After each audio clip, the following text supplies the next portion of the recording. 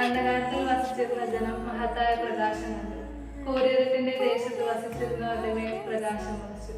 ഇതാ വീണ്ടും നമ്മുടെ ജീവിതങ്ങളിലേക്ക് പ്രകാശമായി, പ്രത്യാശയായി വീണ്ടും ഉണ്ണിമിശിഹ വരവായി.